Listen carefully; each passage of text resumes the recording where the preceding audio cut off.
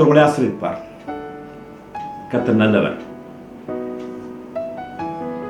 நியாயாதிபதிகள் 5:7 நான் வாசிக்கும் பொழுது, தெபொராள் என்கிற ஒரு அருமையான சகோதரி இப்படியாய் பேசுகிறதை நான் வாசித்து உண்மையிலேயே நான் உற்சாகமடைந்தேன், ஆச்சரியப்பட்டேன்.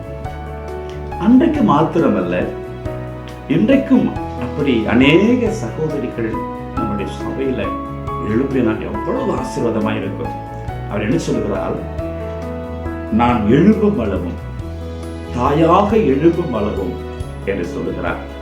இன்னைக்கு அன்பான தேவ பிள்ளைகளே, ஒவ்வொரு ஸ்திரீயும் உன்மேல வைத்த அபிஷேகத்தை சரியாய் புரிந்து கொண்டு நீ தாயாக சபையில் எழும்புவாயானால் அநேக சபைகள், அநேக விசுவாச குடும்பங்கள் பலப்படுத்தப்படும், திடப்படுத்தப்படும்.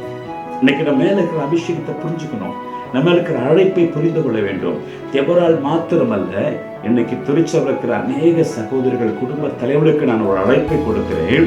நீங்கள் தாயாக சபையில் எழும்புகிற நாள் தான் உங்கள் சபைக்கான எழுப்புதல் நாளாக இருக்கும் என்று நான் விசுவாசிக்கிறேன். எனக்கு அருமையானவர்களே, ஏசாயா 49:15 இப்படி சொல்லப்பட்டிருக்கிறது, தாய் தன் கர்ப்பத்தின் பாலகனை மறப்பாலோ அவள் மறந்தாலும் நான் மறப்பதில்லை. பாருங்க, அந்த தாய் தம்முடைய பிள்ளையை எப்படி மறக்க மாட்டாளோ அப்படிப்பட்டதான ஒரு உணர்வு என் ஜனங்களுக்காக, என் ஆத்துமாக்களுக்காக, என் சபைக்காக, எனக்கு கொடுக்கப்பட்ட குடும்பங்களுக்காக என்று சொல்லி அநேக சகோதரர்கள் தாயாய் எழும்பும் பொழுது சபைகள் கட்டப்படும், சபைகள் பலப்படுத்தப்படும். அந்த அபிஷேகத்தை உங்களுக்கு கற்றுக் கொடுப்பாராக. கர்த்தர்